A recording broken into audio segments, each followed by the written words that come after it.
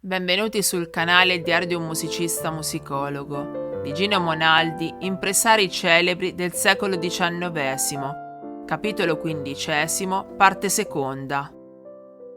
L'impresario Canori raccolse un periodo di vera e meritata fama, dovuta specialmente a quel suo fortunato colpo di testa che gli permise di trasportare al Costanzi di Roma tutto intero lo spettacolo del primo Otello della Scala di Milano. Con un treno straordinario che fu chiamato il Treno Otello, il Canori portò sulle scene del Costanzi gli artisti, l'orchestra, i cori, le scene, gli attrezzi, i vestiari, tutto infine il completo personale e arredamento artistico dell'Otello, caricandosi di una spesa che parve folle addirittura, ma che valse a fargli guadagnare in 10 sole recite la bellezza di 120.000 lire. Un vero record di fortuna, mai raggiunto da altri in Italia.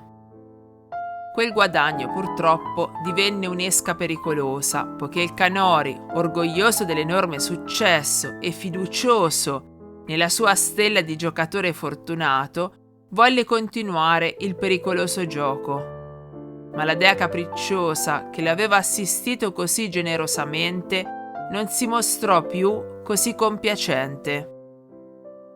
Il Canori evidentemente volle esigere troppo da lei, arrischiando spettacoli enormemente costosi e certo incompatibili con le risorse probabili del teatro. Nessuno certo più di lui abusò del fatidico motto «Audaces fortuna iuvat». Chiunque altro al suo posto sarebbesi arreso molto prima, ma il Canori seppe invece lottare e resistere, valendosi soprattutto d'una spavalderia sua speciale, che gli permetteva di affrontare le situazioni più gravi e difficili con espedienti e mezzi assolutamente inadeguati. Rammento un caso bizzarro. Una volta al Teatro Comunale Argentina di Roma, di cui il Canori era in quel tempo appaltatore, si stava allestendo la norma, per la quale opera il nostro impresario aveva scritturato un tenore che aveva fama di specialista per opere di classico stile. Era stata annunziata la prova generale e, come d'uso, si era fatto largo uso di inviti. Fra gli invitati erano compresi tutti i consiglieri comunali, nonché le notabilità dell'arte e della politica. Il Canori teneva a dare il maggior lustro a questa riproduzione del capolavoro belliniano. Tutto era pronto, quando la mattina del giorno della prova l'avvisatore del teatro viene ansante e trafelato a casa del Canori, dandogli la terribile notizia che il tenore era improvvisamente fuggito, senza lasciare traccia di sé. Si trattava d'un guaio irreparabile. Non vi era né tempo né modo di far venire da Milano un altro tenore. La rappresentazione della norma non poteva quindi aver luogo. Ma il Canori non la intendeva così. Bisognava ad ogni costo trovare un tenore. Il Canori rifletté un momento e ad un tratto esclama trionfante: «Ho trovato! Sono salvo!» A poche miglia da Roma, a Nemi, piccolo paesello dei Castelli Romani, viveva un tenore fuori d'uso che aveva lasciato da tempo il teatro per occuparsi unicamente dei suoi affari di campagna. Ebbene, che cosa fa il Canori? Senza porre tempo e mezzo, corre a Nemi e a furia di preghiere e di promesse riesce a condurre la sera stessa sul palcoscenico dell'Argentina il disgraziato ex tenore.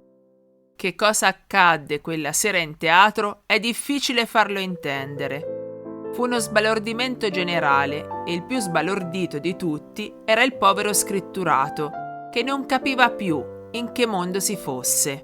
Fatto è che a un certo punto, dopo aver tollerato parecchie sfuriate del maestro direttore e un significativo accompagno di risate ironiche da parte dell'uditorio, finì col perdere la pazienza e, chiamato sulla scena il Canori, gli regalò, in buon romanesco, sebbene vestito da antico romano, una serie di epiteti molto eloquenti. Quindi, gettato via l'elmo e la daga, abbandonò la scena, giurando che mai più essa avrebbe avuto l'onore di rivederlo. Di questo e simili audace era capace il Canori.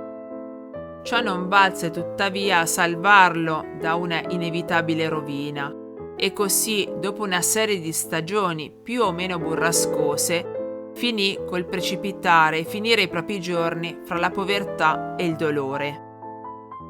Tale l'uomo che per alcuni anni tutta Roma chiamò Guglielmo il Vittorioso, sic transit gloria mundi.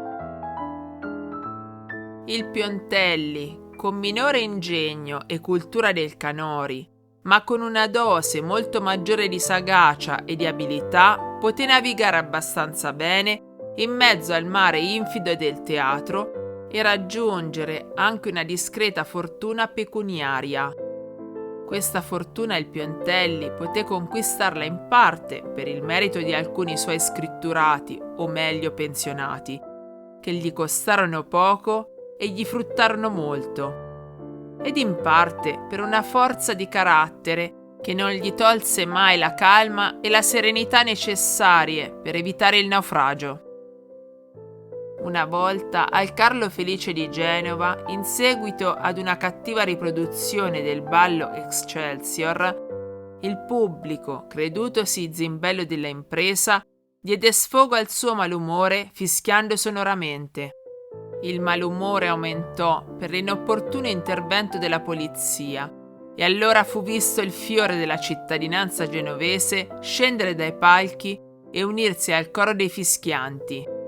La sera dopo, appena cominciato lo spettacolo, si dava l'Azrael di Franchetti, il pubblico, a furia di urli e di fischi, fece calare il sipario, e ciò anche come protesta per l'intervento odioso delle guardie. Dopo un'ora d'un chiasso infernale si presentò alla ribalta il Piontelli, il quale, ottenuto un relativo silenzio, fece leggere dal suo segretario Gustavo Ferri una esplicita dichiarazione nella quale si domandavano al pubblico le più ampie scuse. Una salva fragorosa d'applausi accolse la dichiarazione del Piontelli, che dovette ripresentarsi per 2 volte al proscenio per ringraziare.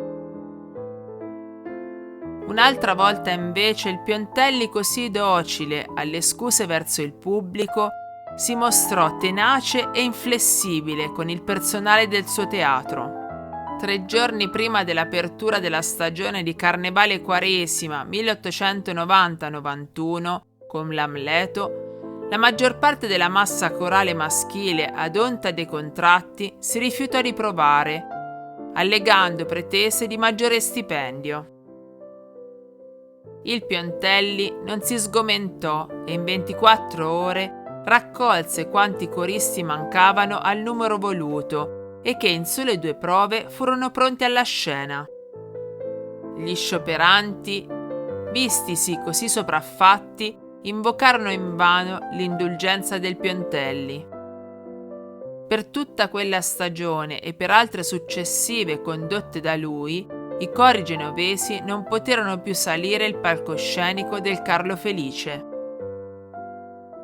Il Piontelli può dirsi l'ultimo degli impresari di teatro nel vero senso della parola.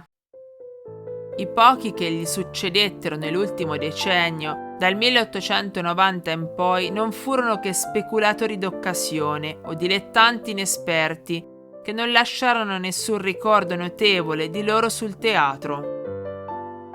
E la storia degli impresari celebri del XIX secolo è finita. Triste storia della quale coloro che la leggono non raggiungeranno mai a intendere i dolori dei loro protagonisti. Io, che sopra le infide tavole del palcoscenico ho veduto invecchiare il corpo e disseccare le fonti di tanti forti spiritualità, Ho provato sempre una stretta al cuore innanzi alle ineffabili torture fra le quali disperatamente si dibatte più o meno l'invidiato padrone di un teatro.